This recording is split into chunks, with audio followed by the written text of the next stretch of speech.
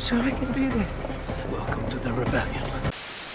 Hello everyone, and welcome back for Part 9 of Andor Season 2 is the best on-screen Star Wars since 1983. In the previous 8 parts, I've made my way through discussing episodes 1 through 8. So today, in Part 9, I will be continuing on by taking the deep dive into Episode 9. If it's your first time joining me here, then welcome. And as a quick disclaimer that I always give out at the beginning of each of these videos, you don't have to watch the previous 8 parts in order to understand Part 8. I am merely doing each of these parts in an episode by episode sort of fashion, so assuming that you've seen the show, you shouldn't have any trouble understanding the points I'm talking about. If you want to go back and watch the previous 8 parts before watching this one, or if there's a specific episode that interests you that you want to hear talked about, then you can find the link to those videos in the description. However, if you want to just watch Part 9 first and then jump around as you see fit, then that is totally fine as well. But with that little disclaimer out of the way, let's not waste any more time and jump straight back into it. So if Episode 8 acted as the physical climax, the massacre that ensued on Gorman based on what the previous 7 episodes set up, then Episode 9 acts as the political climax, showing us the political ramifications that the Gorman massacre has caused in the Imperial Senate. We begin on a rainy night on Coruscant, inside the Senate building outside of the Senate arena. Clearly the news of what just transpired on Gorman has just broken, because the hallway full of senators shows them all in shock, gasping in disbelief. Bail makes his way through the crowd, trying to figure out what's going on, when we see that a squad of Imperial stormtroopers and officers has stormed the Senate building, and is placing Senator Orn under arrest. Clearly done without any valid charges against him. This is obviously done for the purpose of silencing a passionate vocal opposition and condemnation to the Empire's actions that Senator Orn would have most certainly expressed, which would then have been broadcast to the wider galaxy. The Empire is trying to control the public opinion. If the only information that they hear and consume from the Senate chambers and the Imperial media is in favor of the Empire's actions, then the public will be very likely to follow suit and believe exactly what the Empire is telling them. This arrest also clearly serves as a power play by the Imperial High Command and military. Arresting the senator from Gorman like this in front of all the other senators to see clearly sends the message that you are not going to speak out against this, or you will suffer the same fate. You will stand by and support the Empire, or else. As the stormtroopers drag Orn out of the chambers, Mon walks up behind Bail and joins him. The two begin to speak and are both horrified as the numbers of the Gorman dead are starting to come in. Bail is quick to bring up, though, that the Imperial news has been quick to misreport the story. We don't know exactly what that entails, but I can only assume that they are heavily downplaying the numbers and portraying the Gormans as the aggressors in the conflict. Despite that obviously being untrue, Bail notes that it really doesn't matter because the winners write the story. Whatever the winner says, that becomes the perceived truth. This visibly angers Mon, and she now wants to make a speech tomorrow. She seems hellbent on doing so. The two both recognize that if she's going to do that, then she will have to leave Coruscant immediately. Any goodwill she has left will have been spent. She will have pissed enough people off too much to the point where they'd see to it that her voice is silenced completely. After some back and forth, the two both agree that Mon making a speech to speak out against this is what needs to be done. Mon wants the both of them to flee Coruscant after this, but Bail declines. This frustrates Mon initially, but Bail explains that he feels as if he needs to stay, because the truth of the matter is, Yavin isn't ready to face the Empire yet. So what he needs to do is stall for as long as possible, be a cog in the system for as long as he can, until he quite literally can't anymore and needs to escape himself. While Mon's time might be spent, he isn't necessarily spent yet. It would be a waste for the rebellion for him to exile himself earlier than he has to. Bail is one of the cards that the rebellion will still have in their back pocket, so it would be foolish to play it now where it can no longer be used. And after Bail explains that, I think Mon begins to understand Yavin needs Mon's leadership. The time of a fully focused open war against the Empire is drawing near. He just can't go with her. Not yet. Bail tells her to prepare the speech, to be very careful, and he departs for the night. Cut to elsewhere on Coruscant. Cassian has returned to Luthen's shop after the Gorman massacre, and Clea is in the process of forging him a new identity card that can be used to infiltrate the Senate building. They're preparing for the possibility that Mon speaks, and if she does in fact speak, The mission then is that Cassian needs to be ready to extract her. Kleya notes that the past that she's creating is good for the rest of the season, which prompts Cassian to reply that it doesn't matter because he's done after this. And Kleya is not too happy to hear that. She feels as if Cassian is wimping out when the rebellion needs him the most. What do you mean you're done? You just witnessed and survived the Gorman massacre. The senator that you are about to save is about to risk everything so that the truth can be heard throughout the galaxy. She thinks that this would embolden Cassian, but it doesn't? And I find myself siding with Kleya on this one. Sure, Cassian might be tired of it all, but he can't just quit the fight now when there's so much on the line going forward. Cassian tries to defend himself, saying to Kleya that Luthen will understand. Now this is a very interesting line that got me thinking,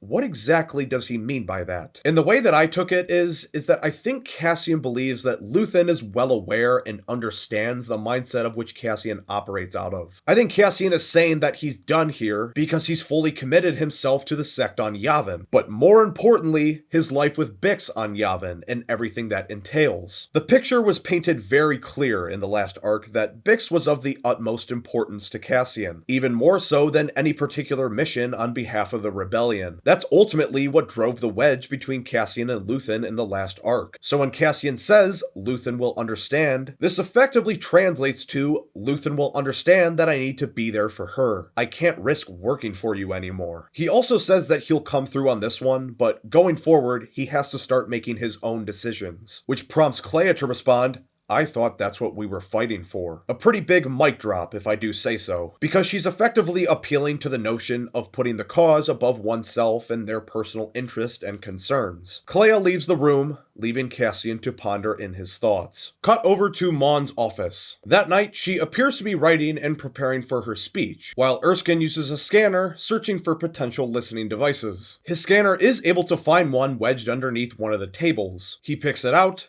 brings it over to show Mon, and Mon destroys it with a very on-edge look on her face. A notification is immediately sent to ISB headquarters that the listening device is down, which now means she is really under the microscope by the ISB. Erskine tells her to get some air, to practice her speech outside, because practicing her speech in her office may not be safe. He found one listening device, but that doesn't rule out the possibility that there may be others present. So that's exactly what she does. Mon practices her speech under the lights of the building in the dark of the night, speaking off into the wind, but she is approached by a dark figure, that being Luthen Rael. Mon looks a little frightened, as if she'd just seen a ghost emerge from the shadows. She asks him how he knew that she would be here, and Luthen reveals that Erskine has in fact been working for him for some time now, protecting her in ways that she'll never know. Mon is clearly disturbed by this, however, and questions if there's other people in her inner circle that she shouldn't be trusting. Erskine, her personal assistant for years at this point, someone who you'd absolutely think without a shadow of a doubt that you could trust, has ended up having dual loyalties. Sure, it may ultimately all be for the same greater goal in the end, but it is certainly a testament to the power Luthen has, pulling strings from behind the scenes that nobody can see. Luthen says that Bael's team is corrupted, and is telling her this because he owes her a favor. Mon scoffs, saying that he doesn't care about her. And while that may be true, Luthen only sees people as pieces on the board, and that's the extent to which he cares about them. Luthen is a tactician. He recognizes the situation that Mon is getting herself into, and the potential for her getting arrested could mean catastrophe, not only for himself, but also for the rebellion. And for what it's worth, I think he does owe her a favor. My guess as to what he's referring to is that he owes her for distracting Krennic during the extraction scene in episode 6. Whether she even realized that's what she was doing or not. That's my best guess. Mon is now clearly under a great deal of emotional stress. She doesn't know what to think or who to trust. On one hand, she wants to trust her longtime friend in Bael, and his ability to get done what he has promised to her, but at the same time, Luthen, you could say, is a physical representation of the hard and uncomfortable truth. She knows the power that this man possesses, and the power behind the things that he says. If Luthen is saying that Bael's team is corrupted, then that's probably the case, whether she wants to admit it or not. This is even further confirmed by the actions that she takes later in the episode. And also, in light of Mon finding out that Erskine in fact works works for Luthen, who knows? For all she may know, maybe she can't trust Bail either. So although Mon strongly dislikes this man, she knows that he really is the only one that she can trust. Their long history together and track record speaks for itself. Luthen tells her that when her speech is done, his agent will appear to her and use the code words, "I have friends everywhere." That will be the only person she can trust because it will be the direct extension of himself. And Mon, still struggling to process the information, walks off back to her office, and Luthen returns to the shadows. After this, there's just a couple of very brief scenes before we return to the more substantive material, so I'll just breeze through it quickly. Back at the ISB building, Legret walks into the ISB surveillance room and is informed by the ISB officer that we saw earlier the updated information regarding Senator Mothma. Nothing much more to say here, other than the Imperials are really starting to catch on to her. Back at Mon's office, she re-enters the room and looks disgusted at the sight of Erskine. She speaks plainly, asking how long he's been working for Luthen. Erskine tells her that he started shortly after the wedding, so about 2 years at this point. Mon is flabbergasted, finding it ridiculous that he's been working under her nose like this for that long. And despite Erskine trying to get through to her that all he's been trying to do is protect her, regardless of that, Mon still feels very betrayed by him. She dismisses him from his duties, and Erskine leaves the room. Cut to outside of the Senate building. Cassian is ready for duty as himself, Luthen, and Kleya meet before the mission is to commence. They don't know for sure if Mon is going to speak, but they have to be ready regardless. If she does speak though, and the plan commences, Luthen tells Cassian to take her to Yavin, although he's going to stay behind on Coruscant. And this is something that concerns Cassian because he realizes that Luthen is getting close to the point where he can't hide any longer. Cassian tells him, "They're gonna find you, Luthen." But Luthen doesn't care. So what if they find us and they hang us both? After all, this is the path we set for ourselves a long time ago. We fight, we play all the cards we have to play until all the cards are spent. And this mindset that Luthen has is how he's always been. How he's always seen the inevitable end for himself. The way he's speaking here reminded me of a line he said in his great speech to Lani back in Season 1, where he described that he does everything he does for a sunrise he knows he'll never see. Cassian responds to this, however, by saying, "Speak for yourself. I make my own decisions." The same statement he said to Kleya earlier. Cassian is seemingly trying to distance himself even further from Luthen at this point, trying to hammer home the point that he's no longer his puppet anymore. He's a man with free will. Although Cassian says this though, Luthen knows that Cassian does believe in him. That's why he's followed him all this time. Cassian says he's making his own decisions, but does he really? Because every time Luthen has made the call for him, every time he needed him to come through, he did. Eldani, Ferrix, Sinar,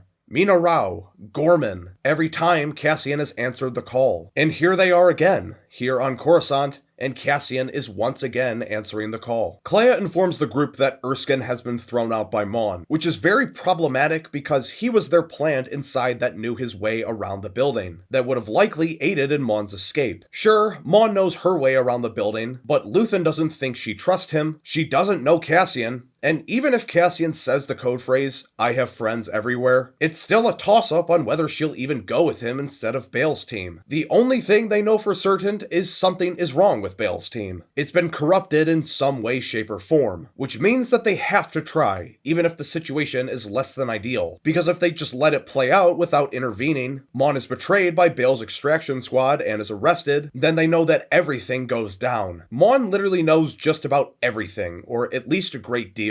So upon interrogation, everything will be blown up. Luthen will be uncovered, the secret rebel congregation on Yavin will be discovered, and the rebellion will effectively cease to exist, because they will be no match at this time in the timeline against the Empire's wrath, especially against a sneak attack that they won't see coming. So once again, similar to Episode 6, the entire fate of the rebellion as we know it lies on the success of this mission. Cut over briefly to elsewhere outside the Senate building. Legret gets in contact with Mon's driver Cloris. Legret asks where Mon is, and Cloris informs him that she's been inside all night after the news about Gorman broke. Legret tells Cloris to inform him if anything changes. Now Legret ordering Cloris to stay put like this will come into play later in the episode, so put that in the back of your mind, but not much more to say here other than that, so let's move on. Back in the Senate building, Erskine returns back inside, as well as we get 3 shots of 3 new people, a woman and 2 men. Presumably on the first go-around, I think think you can put 2 and 2 together that this is Bale's team making their way into the building. However, there aren't any clues given yet as to who might be the mole, like a lingering shot or an off-putting facial expression on one of them, so the writers are keeping that information close for now. Cassian also makes his way inside the building. He specifically is right outside the entrance bays into the Senate arena. He gives his identity card to one of the staff members, likely trying to just blend in, doing what any other reporter would do if they didn't know where they were going. The receptionist gives the identity card a hard look, however. It isn't that there's anything wrong with it, it's just the fact that this Ronnie Guja, the fake identity on Cassian's card, doesn't have a bay assigned to him, which the receptionist finds a little odd. Thankfully for Cassian though, this particular receptionist seems to be in a pretty chill mood, and just tells him that he can float around the area for the day. Over in the common area, the 3 members of Bale's team meet for the first time. The black guy seems to be the leader of the squad as he informs them on what the mission is. Senator Mothma is making a speech. After she is done, they will escort her to the plaza at Gate 9, where there will be a ride waiting for her. They have access to weapons if necessary, but would obviously want to try to not use them and try to get Mon out discreetly. Back in the surveillance room, one of the ISB officers informs Legret that rumors are spreading that many prominent senators plan to take the floor to challenge the Imperial narrative on Gorman. Legret, however, seems confident that that won't be the case because the agenda for the morning has been set. I do find it interesting as to how this rumor may have started circulating in such a short amount of time, to the point where the ISB is already catching on, because as far as us the audience is aware, Bale and Mon are the only other senators that are in the know about this plan. The only things that I could think of is it would have to be the mole in Bale's team, who we'd later find out is the woman, who is passing information along to the ISB, but even then, she doesn't even seem to be in the know of exactly what the mission is until the leader of the group lays out the specifics. Unless she somehow found out through the grapevine of information that this was the case, and is just intentionally acting oblivious here. But anyways, a lot of this is just basic moving the plot along and setting things up, so not much more to say here. The next scene, however, is substantive. Bale and Mon meet outside the arena right before the morning session is about to begin. Bale urges Mon that she doesn't have to do this if she doesn't want to, but Mon seems steadfast in doing it, as she says, "If you're brave enough to stay, then I must be brave enough to go." Bale acknowledges this, and tells Mon the details of how his team is going to extract her. Mon, though, seems very wary at this moment, obviously thinking of what Luthen told her, the doubts he placed in her mind. I think Mon wants to trust Bale, but when Mon asks him if he knows the team personally, clearly looking for some reassurance to put her mind somewhat at ease, but Bale says that he doesn't know the team personally for security reasons, I think this is the point where Mon's doubts rise to the point where she's now more in favor of trusting Luthen's plan. Even though Bale says that he trusts them, how can you trust someone you've never even met before, have no relationship with? It's certainly not the most reassuring thing that Mon could have heard. Before the two go their separate ways, Bale says that he'll see her next year on Yavin, likely trying to get through to her that he'll be fine. She needn't worry about him. And interestingly, right before he goes, he says, "Tear the shit out of this place." Now this line had a little bit of controversy surrounding it when the episode first came out, because hearing swear words in Star Wars is very rare. The only other times I can remember swearing in the show was in episode 1 of season 2, where Cassian says shit very quickly, so it might have gone over people's heads.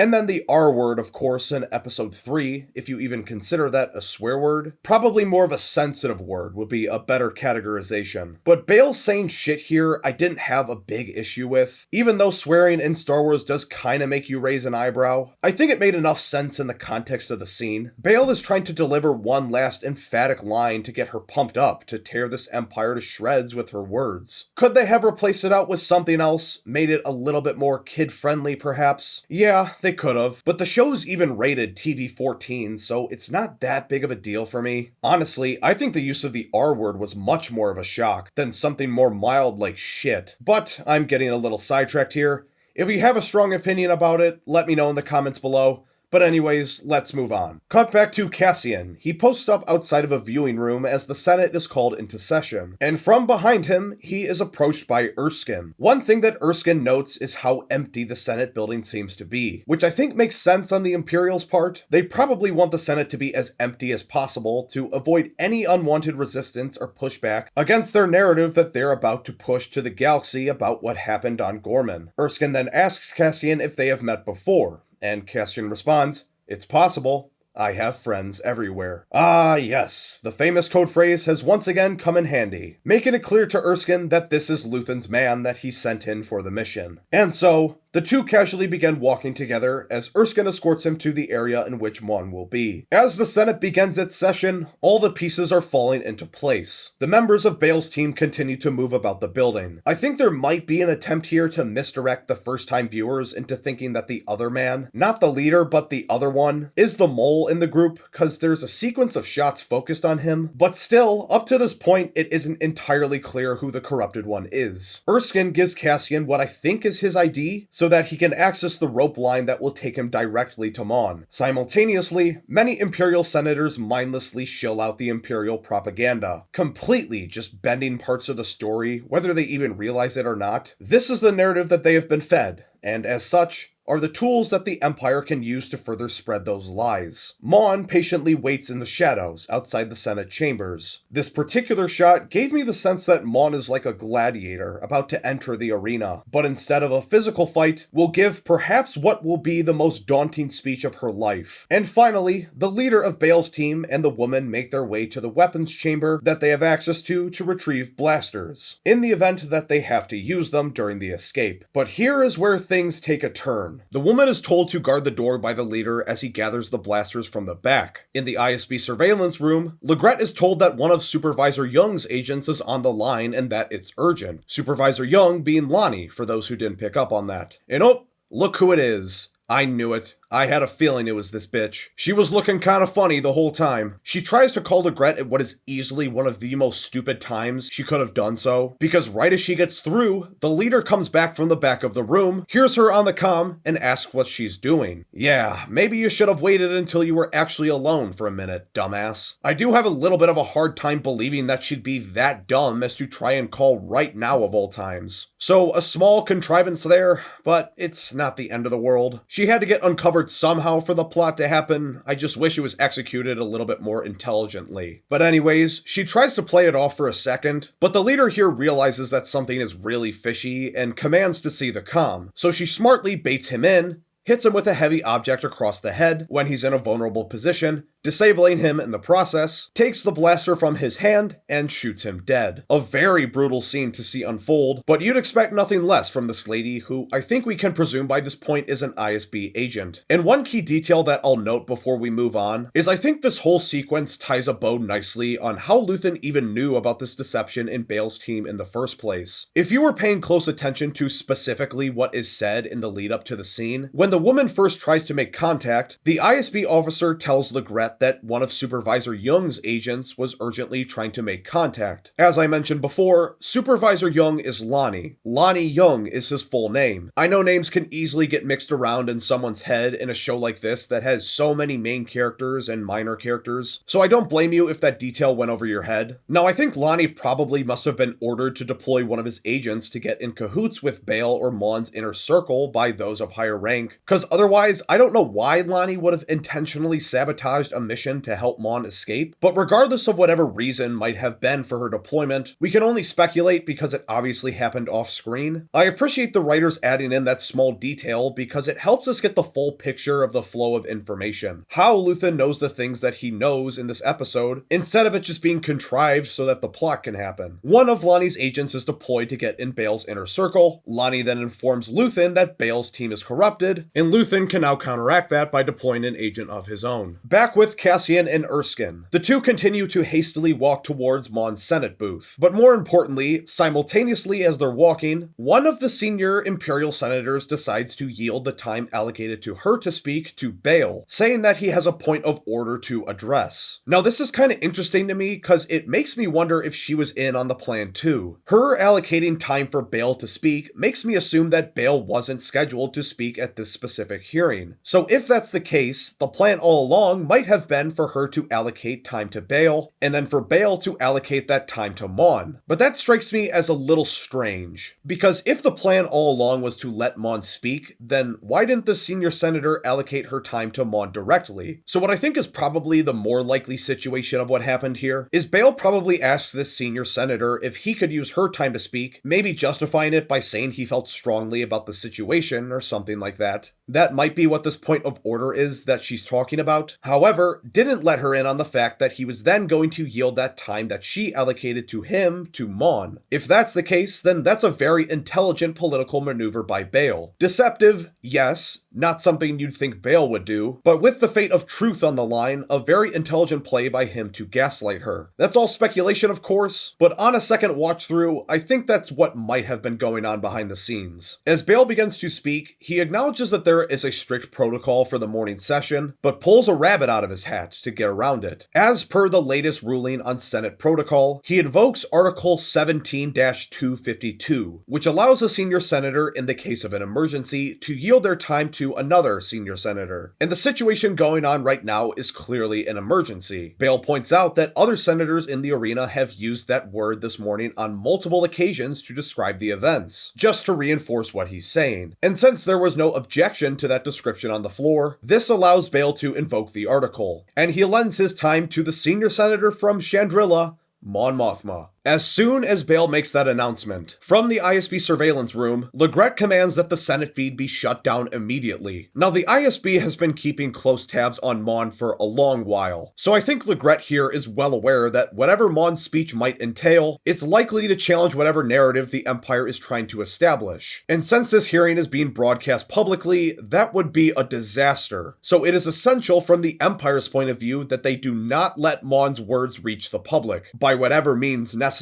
So the receptionist guy that we saw from earlier speak with Cassian gets up and begins quickly making his way towards the control room to make sure that it's shut off. But in the meantime, until then, Mon takes the Senate floor. The imagery here, I think, is particularly striking. As she takes the floor, she looks like an ant as she goes out into the vast Imperial jungle. This shot truly captures the gravitas of this moment. She is one woman, one senator, standing alone up against the galaxy. She knows, as well as we the audience know, that she can't win here per se. The battle against the Empire can't be won here and now, but what she can do is open the floodgates for all the galaxy to see. Expose the hypocrisy. Expose the treachery of the Empire. Use this last moment that she has as an Imperial senator to make an announcement to the galaxy. Everything this government tells you is a lie. They curate the information in very specific ways to control what you think. This is not a government for the people. This is a regime of one evil man at the top, ruling over us all. And that man is Emperor Palpatine, who hijacked the Republic and twisted it to his own will, so that he could sit atop the throne for the rest of his days, to never have his authority challenged. But that is all going to end. For me to summarize Mon's speech, I don't think would do it justice. It's one of those situations where you just have to listen to it for yourself. It's short and sweet, but in that time she's able to effectively paint the picture of how the distance between what is true and what is said has become an abyss, as she describes it. And in that abyss, a monster has risen. Palpatine has risen and killed objective truth. What happened on the Gorman Plaza is just a singular example of that. Because in reality, no, the Gormans were not the aggressors. The dead Imperial soldiers were not martyrs. In reality, what occurred was unprovoked genocide against the Gorman people. The Gormans are just one victim of many. And soon enough, as she implies,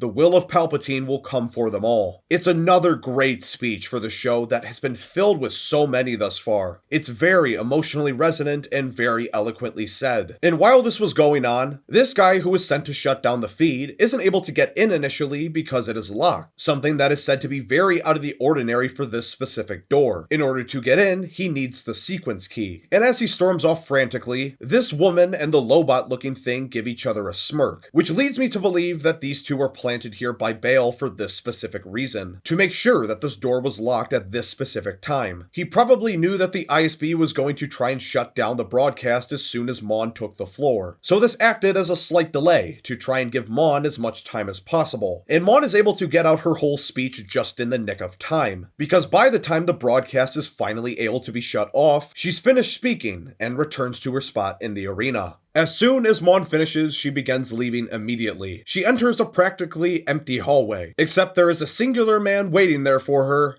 Cassian. Now, Mon doesn't know who Cassian is. They have never met. And it's clear as she's speed walking and Cassian follows her that she probably thinks this is some type of journalist that she can't waste her time with. Cassian tries to subtly explain who he is with the hopes that she might catch on, saying that he was in Gorman yesterday and saw everything, but it's not working. Mon seems very unresponsive, so he abruptly pulls out the line, "I have friends everywhere." When Mon hears this, it's like the whole world comes into focus. Oh shit. This is him. This is happening. This is Luthen's guy. And since it was established earlier that Mon was very skeptical of Bail's team, and upon Cassian explaining who he is, bringing up facts that only someone of the rebellion could possibly know, Mon makes the decision, screw it, I'm going with him. Meanwhile, Legret also gives orders that she is to be detained immediately. She is not to leave the building. So now the chase is on. As Cassian escorts her into the common area, they are immediately swarmed by paparazzi as they try to get through. Erskine, who was waiting in the common area, even joins in and tries to help her get through the crowd. They are stopped by the ISB agent, who tries to take her for herself, saying that the senator has a very important meeting to get to. But Mon says, "Who are you?" Erskine tries to push her away, and she immediately just folds, drops the act,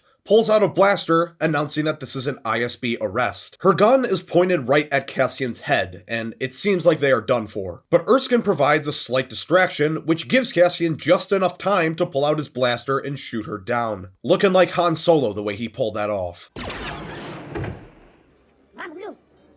In the span of a couple of seconds, the power completely shifted, and now Cassian and Mon have a clear path to keep going and get the hell out of there before reinforcements arrive. As the two continue on, you can tell that Cassian is the more experienced one here when it comes to situations like this. Mon is freaking the fuck out. She tries to run, seeming like a panic attack of sorts is coming over her, but Cassian is there to calm her down and guide her, give her directions of what to do and how to act at every second, to try and avoid drawing any more attention to themselves. Cassian says another famous line, "Welcome to the rebellion."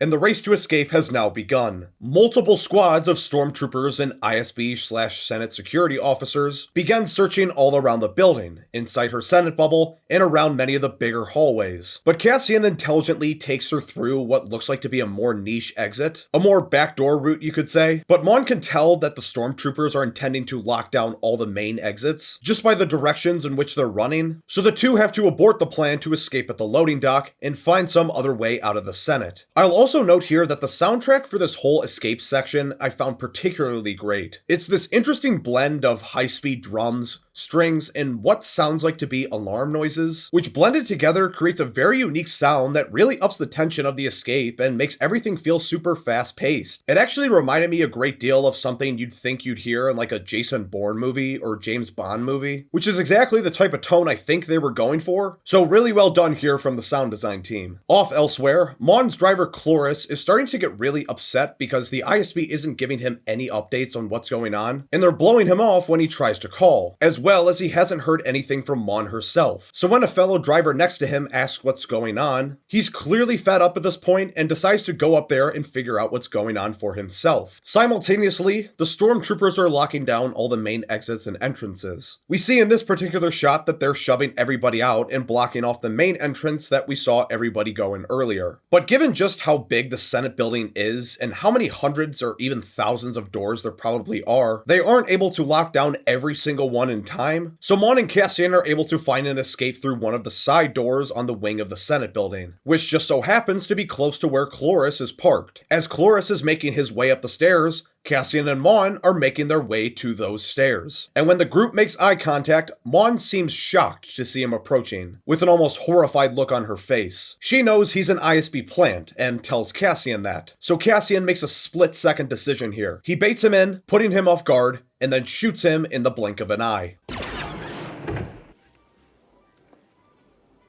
Mon, similar to earlier, is so shocked to see someone get killed right in front of her. It's almost like a jump scare for her emotions. Seeing dark deeds like this up close and personal is something very foreign to someone like her. So Cassian has to bring her back to reality, takes her hand, and the two run off, down the steps, headed for Cloris's car, with a beautiful sweeping drone shot of the steps with the Senate building in the background. And with that just about wraps up the escape sequence of the episode. Cassian and Mon are able to escape in Cloris's car. We get a couple of shots of Bale, who is now on his own, looking out upon the Senate, and in the final couple of shots with Legret for the episode, the ISB officer informs him that Colonel Yularen is on line 3. Now that was a pretty big oh shit moment for me, because for anyone that knows the lore surrounding the Clone Wars and Rebels, you'll know that Colonel Yularen is one of the highest ranking Imperials not only within the ISB, but also in the Empire itself. He's at a level probably a couple tiers below the Emperor, and is always in the room with the big players that we all know. So the fact that Yularen is getting on the line signals to me that the higher-ups are absolutely pissed about this, and someone is going to have to pay for this blunder. Maybe it'll be a particular person, or maybe it just means that the ISB in general is going to have less favor with the Emperor going forward, because their incompetence was on full display here. So all in all, I quite liked this escape section of the episode. It was tense, the soundtrack was great, and it was really well shot. If I had to offer a small critique though, I would have liked to see Cassian and Mon's escape perhaps be a little more difficult, because even though Cassian had to kill a couple of people in his way, and had to do some clever maneuvering, it really wasn't that hard of an escape. So maybe that comes in the form of they can't find a door that isn't locked or blocked off by stormtroopers, and so they have to crawl through a ventilation system or something to get out. Maybe there's a couple of stormtrooper squads that they by chance happen to run into, and so we get to see Cassian have to battle his way through while also having to protect Mon. Maybe just one or two added events like that to spice it up a little bit. Make the exit feel a little more challenging than what it ended up being. But that's the one nitpick that I'll give. Cut over to Yavin for the first time of the episode. A new group of rebel soldier recruits fall in line for inspection inside the Yavin Tower. One of the people leading the inspection is Vel, who I think has clearly risen to be a higher authority figure in the rebellion at this point. She's inspecting all of the recruits' blasters on the table, and one blaster in particular catches her eye. She seems interested in the markings on this blaster. Now I wasn't sure at first as to why this blaster would have stuck out to her, but upon a little bit of research, apparently this was the same blaster that can be traced back to the beginning of the show. It is a Pre-Mor security blaster, the one that Cassian first took from Cyril back on Ferrix in Season 1, and then gave to Melshi on Nymos after they escaped the Narkina 5 prison. Perhaps Vel recognizes this as Cassian's blaster. I don't think it's beyond the realm of possibility, because Cassian and Vel did spend about a week together, and every waking hour of that week together in preparation for the Aldani heist. And when Vel asks who belongs to this blaster, look who it is, it's Melshi. Now I knew that Melshi was eventually going to have to make his way to Yavin, because unbeknownst to a lot of people, he actually is in Rogue One. He's this particular sergeant that has a couple of lines of dialogue that perishes at the Battle of Scarif. So this was a fun little way to introduce his character back into the story, that I now appreciate more having done the research about that blaster. Cut back to Coruscant. Cassian and Mon arrive at the safe house, and a large gathering of familiar faces are here all at once. Erskine and Clea have both made their way here, but more notably I think, Wilman and Drina have survived the Gorman massacre, and have somehow made their way to Coruscant. Wilman though has injured himself badly in the leg, and requires real medical attention as soon as possible, which he probably won't be able to get until they return to Yavin. Clea knows this, and tells Cassian to leave right away. Cassian seems a little off-put by that, and asks if they should at least give Mon a couple of minutes to catch her breath before continuing, but Claire responds, she's not going with you. There's a Yavin escort waiting for her, and they want her to make a speech to the galaxy. Now, while this does feel a little clunky from a writing perspective, because you'd think that Mon making a huge speech like this would be a focus of the narrative and didn't just end up happening off screen, I actually respect Tony Gilroy a lot for having the humility to do this, and here's why. For those who don't know, the reason that it had to be written this way is because this specific speech that Mon gives, officially announcing the rebellion against the Empire, was an event that was already depicted in Star Wars Rebels. Now, I have full confidence that Tony Gilroy and the writers could have written a phenomenal version of this speech, and could have rewritten the scene in a much better way, but at the end of the day, it would have contradicted the canon of Star Wars projects that came before. He probably could have justified it, saying that live-action Star Wars is the most important form of media, and it shouldn't have to be held back by the smaller, less important forms of media, but he didn't do that. A lot of people online, unfairly I think, were giving Tony Gilroy a lot of flack because he admittedly isn't the biggest Star Wars fan / Star Wars nerd in the world, as if that has any effect on one's ability to create good art. But even he, the supposed non-Star Wars fan making Star Wars, had the humility to respect the events of a shitty cartoon show, because he was probably told that there would have been a contradiction in the canon. Whereas someone like Dave Filoni, on the other hand, this supposed massive Star Wars fan, which for some people means he can do no wrong,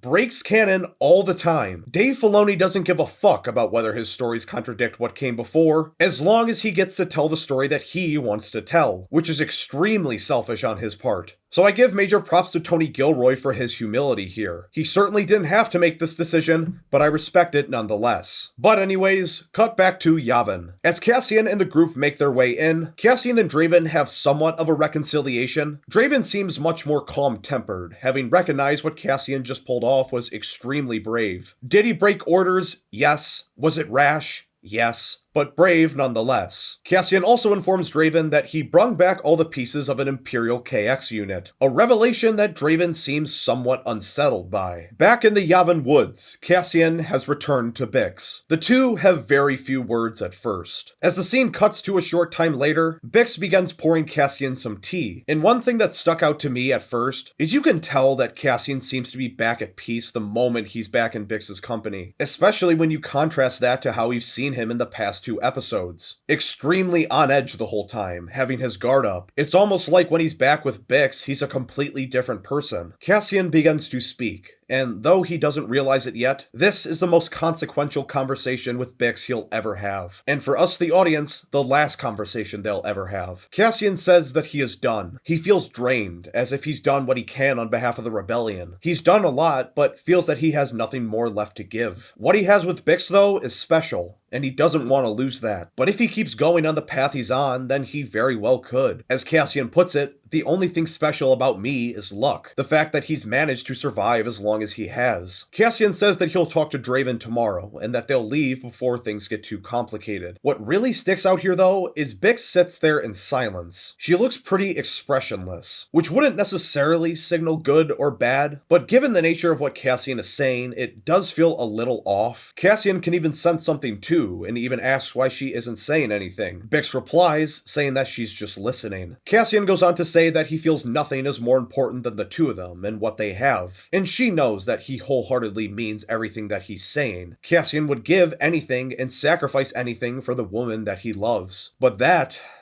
is the problem. As we cut to the next morning, Cassian wakes up and Bix is not in bed. He walks around the hut, confused as to where she is, and finds a video that has been left for him. Bix gives a thorough explanation in the video, explaining why she feels that she had to leave him. It is not because she didn't love him. It is certainly not because she didn't want to be with him, but rather, she feels that she was becoming a distraction to Cassian fulfilling his destiny. It all started back in episode 7, when Bix felt something when the Force Healer touched him, and upon the Force Healer's explanation of how she saw that Cassian was destined for something very important, but couldn't piece together exactly what it was. And Bix believes that. She's always believed that Cassian was destined for something great. But Cassian's love for her and his ultimate commitment to her over everything she's come to realize has become a distraction. Cassian saying that he's done, saying that he's given it all up for her, so that they can go off to some corner of the galaxy to hopefully live out the rest of their lives in peace, is something she wishes she could indulge in, Cassian, but can't bring herself to do, because she wholeheartedly believes that Cassian is destined to be a massive force for good in the galaxy, and despite her love for him, despite her longing to be with him, she makes the brutal sacrifice to give it up for the greater good. In this moment, I found to hit even more emotionally hard because we already know the ending for Cassian's story. We've seen Rogue One. We know that everything she's saying is exactly correct, because without Cassian, the galaxy is not going to be saved. In Rogue One, it is Cassian and Jyn's sacrificial effort to steal the Death Star plans that leads to the plans getting into the hands of the Rebellion, which leads to Luke Skywalker successfully taking out the Death Star, and subsequently all the events in the original trilogy that happened after that. Without Bix leaving Cassian here, the plans probably don't end up in the hands of the Rebellion, which means that Luke Skywalker probably would have died in whatever last-ditch assault the Rebellion would have launched against the Death Star, and the Death Star would have destroyed the Rebel Alliance by blowing up Yavin. Then the Empire would have a fully functional Death Star, with nobody to challenge them or no hope of challenging them. So the Empire would have ruled over the galaxy for probably millennia. And so knowing all that, the magnitude of this scene cannot be understated. Cassian runs as fast as he can towards the Yavin Tower, screaming to find out where the transport is, only to find out that it left this morning.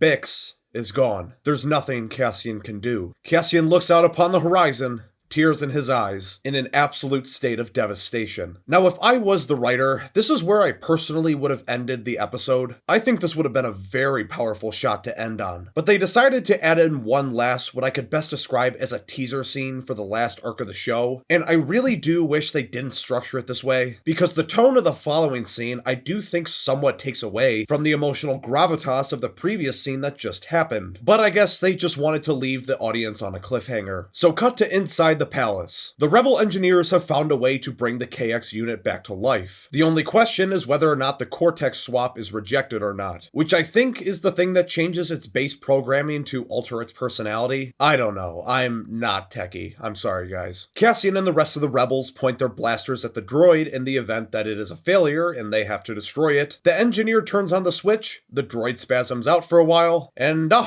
would you look at that? It's the birth of K2SO. Immediately, you can tell that the programming swap was a success, because the droid's first couple of lines suggest that famous K2SO personality that we all know and love. And that's it. That's it for episode 9. Wow, what another great episode. When taking a look at the episode overall, episode 9 covered a lot of ground. It was the longest episode of season 2, clocking in at an hour, and it didn't waste a single second of it. The place where episode 9 excels for me is right from the beginning. It steps on the gas, and it doesn't let up until the end. You can feel this constant tension throughout. In the first third of the episode, you can feel the tension building and building, as we know the stakes surrounding the coming mission and speech that are about to occur. In the second third of the episode, the tension is at its highest. The desperate escape of Mon and Cassian from the Senate, up against massive numbers of stormtroopers, security officers, and all of the ISB trying to hunt them down, was thrilling to see unfold. And even in the final third, when the pace lets up a little bit, even though there isn't this fear of our main characters being in harm's way anymore, like something bad is going to happen to them, there's still this emotional tension surrounding the events with Bix and Cassian, which I think is just as powerful in its execution. Once again, I also have to give props to the performances here because they are excellent. Two in particular, though, I think really stuck out for me. For one, Genevieve O'Reilly hands in her best acting as Mon in the series thus far. The range of emotions in which her character convincingly portrays in this episode is phenomenal. Diego Luna as well, once again, similar to episode 8, gives one of his strongest performances of the show. He was so captivating whenever he was on screen. His dialogue delivery I thought was particularly good in this episode. And when you combine those two performances together, I found it hard to take my eyes off the screen for even a second, because I was just so captivated by everything that was happening. But expanding out even further and taking a broad look at Arc 3 as a whole, the third arc overall is my favorite of the show. And I know that's the same for almost everyone else. And that's for good reason. The climax here to the setup that the first two arcs provided is so masterfully executed. The emotional drama and stakes I feel were at their absolute highest here. Every decision made by the characters, every piece of dialogue, every bit of action, every shot that is chosen to be shown by the directors and cinematographers is so well thought out and executed that you can't help but just sit back in utter awe upon the masterpiece they've created here. Although I know I've titled this series Andor Season 2 as the best Star Wars since 1983, Arc 3, I will say in particular,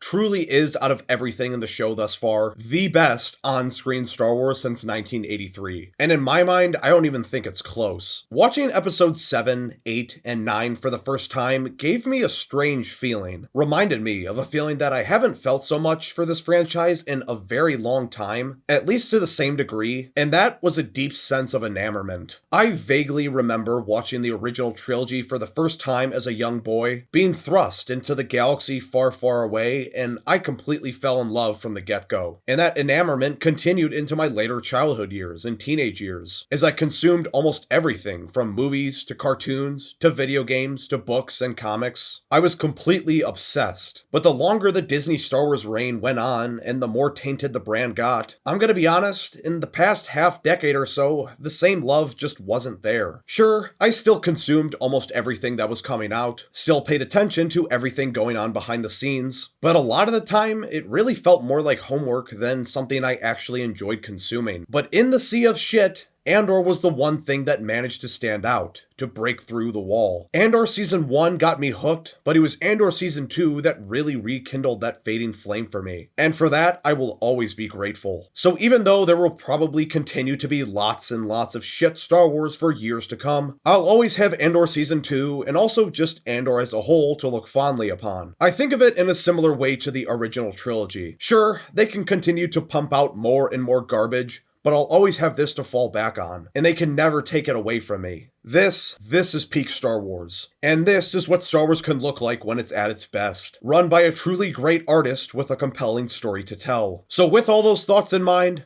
I'm going to give Andor Season 2, Episode 9 a 9 out of 10. Another fantastic episode for the season. And with that, that's just about going to do it for my thoughts for today. If you've made it this far and you've enjoyed the video, then please, before you go, do me a favor by leaving a like and hitting that subscribe button. It helps out the channel a lot, and any support would be greatly appreciated. And as always, now is your turn to let your thoughts be heard. Make sure to take to the comments below and let me know what you thought about Episode 9, as well as the third arc of Season 2 in general. Whether it be positive, negative, or maybe just something completely random that stuck out to you. As always, I will be interested to hear what you guys have to say. But anyways, that's all I got for today. I will see you guys in the next one.